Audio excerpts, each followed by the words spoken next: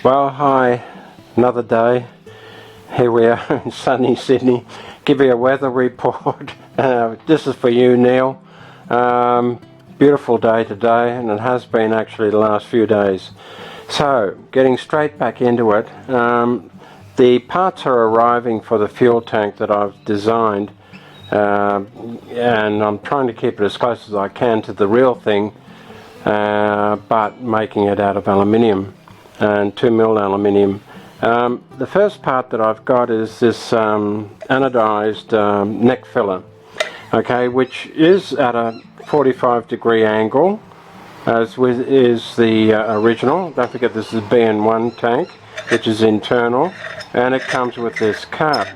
The only problem is that it's non-ventilated cap, and whereas all the BN1 tanks generally come with a neck type filler that's ventilated. So I was keen on this fellow.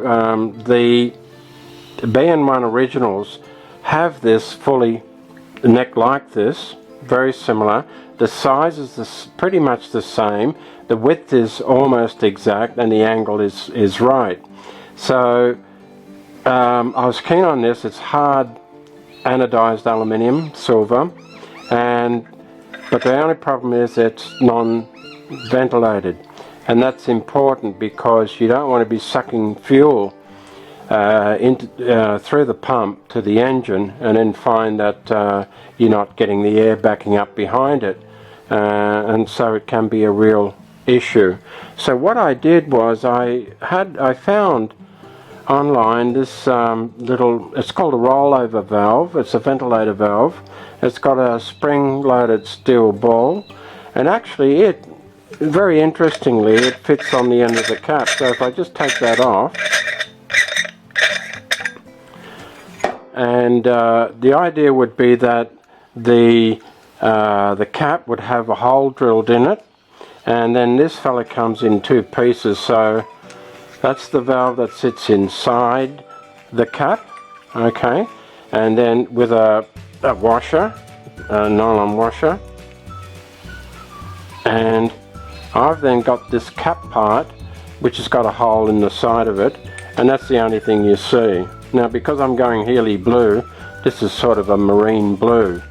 So one of the first jobs will be to just drill a hole straight in the center of that, the size of this fellow, and place that. And then I've got my ventilated cap, which is also, as they call, a rollover vent, and it should, if the car did roll over, it wouldn't leak. So it's a good safety precaution. Now, why I went for something that's removable is that I can go into the tank at any time. Not that you would need to, but I can. This will all be fastened with a packet of screws and self-locking nuts, and which will come up through the tank, and so you would seal it with, and it also comes with a seal. So this thing here only cost about somewhere between Australian $45–50. Okay, and this fellow here is about, again, another $50. So it solves a big portion of my problem on the fuel tank. I could weld a tube on the tank in aluminium, just get some, but then anodizing costs a bomb. You know, it's quite expensive to get stuff anodized. So and also then you'd have to buy a cap, you know, which you can do. You can buy various caps of various sizes, but this came ready done, ready made, and it's anodized. And if you carpet around this, as they do in the boot, you've just got this sticking through with just a little blue tip right in the center of that. That would be the ventilator. So where am I at?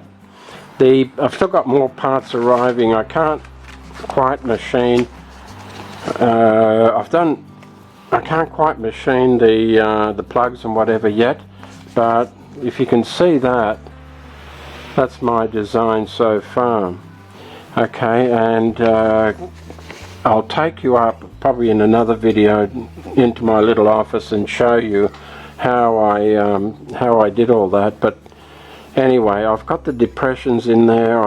There's essentially about 12 parts that make up a tank, and then like the end cap, you'd have 2 of those, and the baffles, you'd have 3 of those.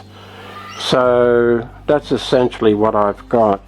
So I can walk you through that on another day, you know, on the computer. And then with that, I've got all my design drawings. As you can see, this is the plug, the fuel outlet plug, and so on.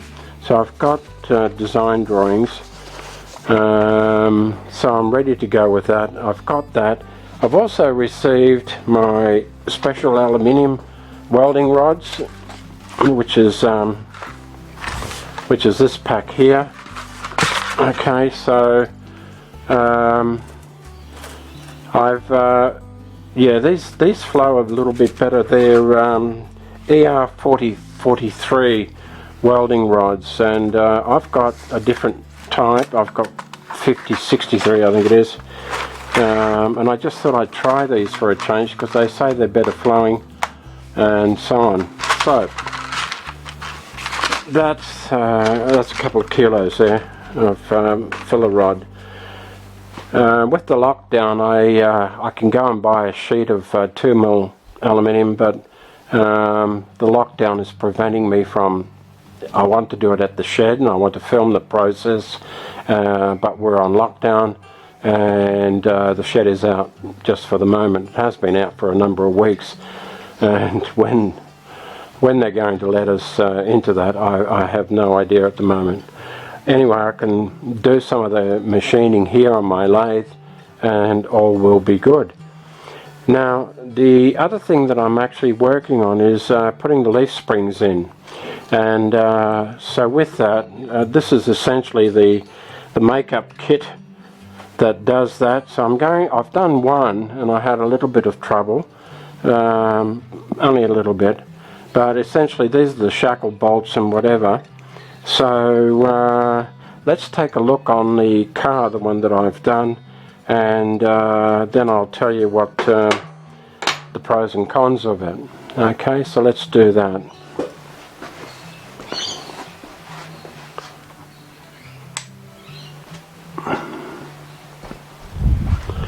Alright, so okay, just come back a bit. As you can see there, all very interesting. This is the shackle end, okay, and this is just the straight bolt end. Alright, so I don't have much to offer other than to say make sure you've got all the bits and pieces if you go to do this. Follow the diagrams of the parts breakdown list, and I've used Loctites, red Loctite on the bottom here, and which, if I needed to undo that, would need a bit of heat. And there's a lock nut there and a big spring washer there. Here I've got a spring washer on this one here and 2 nuts, okay, and they're interlocking nuts. So I've got a broad nut and a narrow nut, and I've got them locked against each other, which is good world practice standard for again for locking. So there's sort of a double locking mechanism on that, okay. And the underside of that, if you can see that, probably can't get in there, on the underside of that, that's under here, you can't see that, the nut there, I've used the red Loctite. So all in all, it went reasonably easy to put together. The only word of advice, as I said, was to follow the instructions. If you find that these parts that sit inside the tube, if they're too tight, I wouldn't necessarily try and clamp them, because you find they get tighter and tighter, as I've seen in some of the videos I've been looking at, and you can distort the I'm not even sure what it's called, but I'll show you. I'll just go back to this one here. Okay, so if I these little parts here, these cup things, what does the book say? If I look at the book, and what are they called? 23, item 23. They're the iron bush for the bracket. So these, that's pretty straightforward. So these iron bushes here, if you've got to really squeeze them in very hard, you can distort them, or because this is a fairly tight tolerance here, you can squeeze it, which will then start to close the hole a little bit, or distort it, and then you find you've got trouble because it's not squeezing in, because the other one at the back, this back one, is very hard to get to. So I would advise that you try and make sure that the hole that these go in is reasonably free and a good fit. Okay, it doesn't have to be loose, but you know, under minimal pressure that it would go in. So as I said, and this was the nut here that I used to use red Loctite on, and here on this, might have been this one here, and because this is a little bit longer on this side, and here I used 2 nuts. I'll grab another one shortly. The other one is these big shackle bolts. They're a little bit larger and used for the other end. Okay, alright, so that's it for the moment. What I'm going to do is flip the car over and put in the other one, so you can watch my problems through that exercise. Okay, one of the first things is to make sure that these iron bushes sit in the holes. Okay, they come in on each side, like so. Alright, and also the other thing is to make sure that the leaf spring fits in, and also that the bolt, this large bolt, goes through. Okay, this one, it's easier if you just make sure everything's going to fit before you actually start. Okay, so well, I'll save the other side when I can show you that. But so the first thing is to make sure that these all fit, okay, as advertised. Okay, and I tend to put this, and I think it shows that it goes in that way. That'll then give me the 2 nuts on top, which I can squeeze against each other to lock the whole system in. So the issue is that these fellows, this top one doesn't fit at all, and the bottom one goes in about halfway.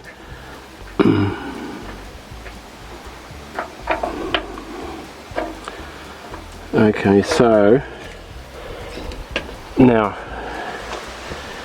what we do about that.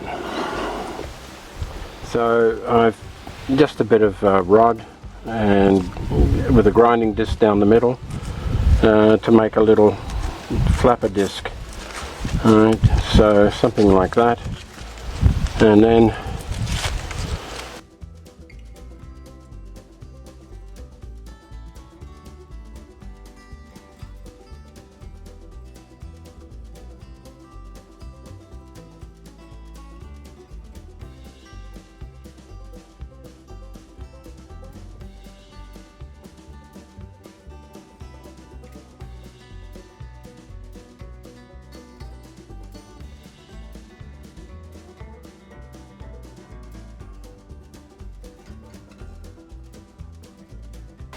okay, so that one's ready to go. Now this one here, got a bit of paint chipped off here and there as well, which is a bugger, but never mind, we can touch that up when I'm done. But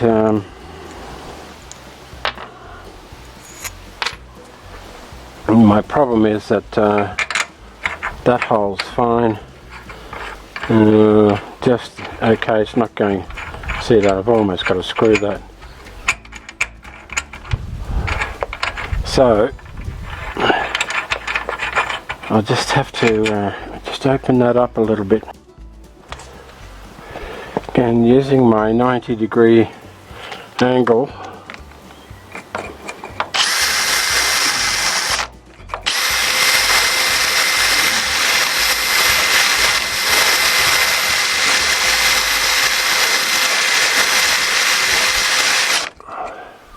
I'm just using a stone, those little stones you can buy at your local hardware.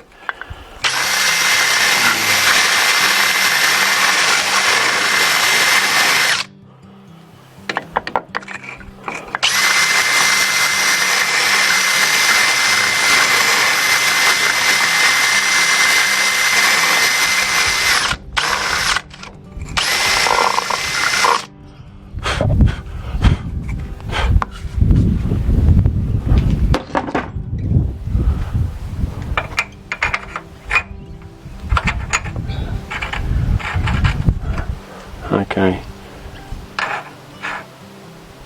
Okay. That's pretty good. Right.